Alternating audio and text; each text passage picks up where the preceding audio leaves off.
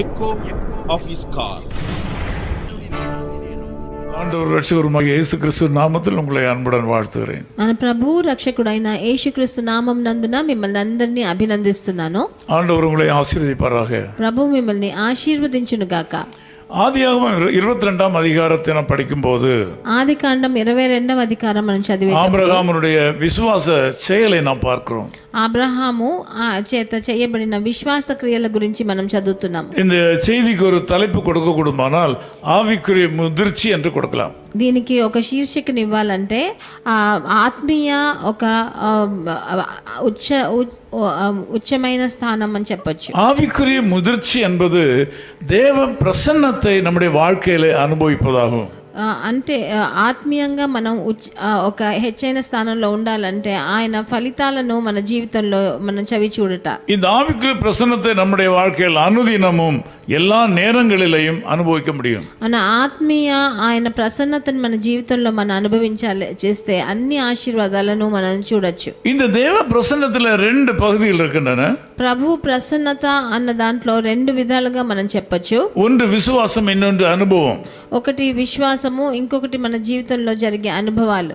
முழு இருதயத்தோடு தேவனை தொழுது கொள்ளும் போது நாம் தேவ பிரசன்னத்திற்குள்ளாக போக முடியும். మనం మన హృదయం అంతటితో ఆయనను ఆరాధించినప్పుడు ప్రభు ప్రసన్నతలోకి మనం వెళ్ళొచ్చు.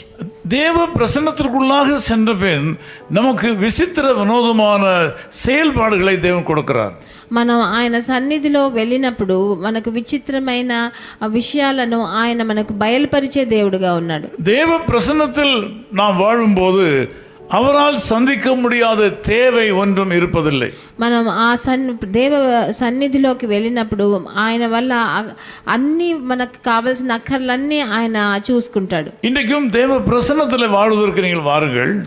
మీరు కూడా ఈరోజు దేవుని సన్నిధిలో జీవించేదానికి రండి. நிச்சயமாகவே உங்கள் வாழ்க்கையில் வருகிற எந்த சவால்களையும் நீங்கள் துச்சமென கருதி முன்னேறி செல்ல முடியும். అలాంటప్పుడు మీ జీవితంలో ఎటువంటి సవాలు వచ్చినా మీరు దాన్ని ఎదుర్కొని దాన్ని జయించే శక్తిని ప్రభువు ఇస్తాడు. இந்த தேவ பிரசன்னத்தை நம்முடைய வாழ்க்கையில் அனுபவிப்பதற்கு தடைகள் நம்மிடத்தில் தான் இருக்கின்றன. దేవుని సన్నిధిని మనం అనుభవించాలంటే దానికి ఎదురుగా ఉన్న అడ్డంకులన్నీ మన జీవితంలోనే ఉన్నాయి. தேவனுடைய பிள்ளைகளாகிய நாம் தரிசித்து நடவாதபடி விசுவாசித்து நடக்கிறவர்கள். దేవుని జనులైన మనము చూడకుండా మన జీవితంలో విశ్వసించి మనం నడవాలి. இந்த ఉన్నతமான வாழ்க்கைக்கு நம்முடைய சரீரமும் நம்முடைய ஆத்மாவும் ஒத்து கொடுப்பதில்லை. అలాంటి ఉన్నతమైన జీవితానికి మన శరీరము మన ఆత్మ ఒకటితో ఒకటి కలిసి ఉండదు. இவற்றை மேற்கொள்வதற்கும் தேவ பிரசன்னம் நமக்கு தேவை. దాన్ని ఎదుర్కొని దాన్ని జయించేదానికి ప్రభువు సన్నిధి మనకి కావాల్సి ఉన్నది. இந்த காலவேளையில் உங்கள் வாழ்க்கையை தேவ பிரசன்னத்திலே வாழ்வதற்கு ஒப்பு கொடுங்கள். ఈ ఉదయకాలమున ప్రభు సన్నిధిలో మీ జీవితాన్ని గడిపేదానికి మిమ్మల్ని మీరు అప్పగించండి. வேதத்திலே படிக்கும்போது நம்முடைய ஆதி முற்பிதாக்கள் இதைத்தான் செய்தார்கள். మనం వేదవచనంలో పరిశుద్ధ గ్రంథంలో చదివేటప్పుడు మన తండ్రులు పూర్వకాలపులో ఇలాగే చేశారు. அவர்கள் எந்தெந்த இடத்துக்கு சென்றாலோ அங்கெல்லாம் தேவனுக்கு ஒரு பலிபீடத்தை கட்டினார்கள். వాళ్ళు ఎక్కడికెల్లా వెళ్ళారో అక్కడంతా బలిపీఠాలు వాళ్ళు కట్టారు. தேவ பிரசன்னத்தை தாங்கள் பெற்றுக்கொள்வதற்காக பலிபீடத்தை கட்டினார்கள். దేవుని సన్నిధిని వాళ్ళు అనుభవించేదానికి బలిపీఠాలను వాళ్ళు కట్టారు. நீங்கள் உங்கள் இருதயங்களிலே தேவனுக்கு ஒரு பலிபீடத்தை கட்டுங்கள். ఈ రోజు మీ జీవితంలో మీ హృదయాల్లో ఒక బలిపీఠాన్ని మీరు அப்படியானால் தேவ பிரசன்னம் உங்கள் வாழ்க்கையிலே நிலைத்து நிற்கும். అలాంటప్పుడు దేవుని సన్నిధి మీ జీవితంలో తప్పకుండా పొర్లి పారుతుంది. தேவனுக்கு பிரியமில்லாத எந்த காரியத்தை செய்யாதபடி அவர் காத்துக்கொள்வார். మీరు దేవునికి ఇష్టం లేని ఏ కార్యం చేయకుండా మిమ్మల్ని కాపాడతాడు.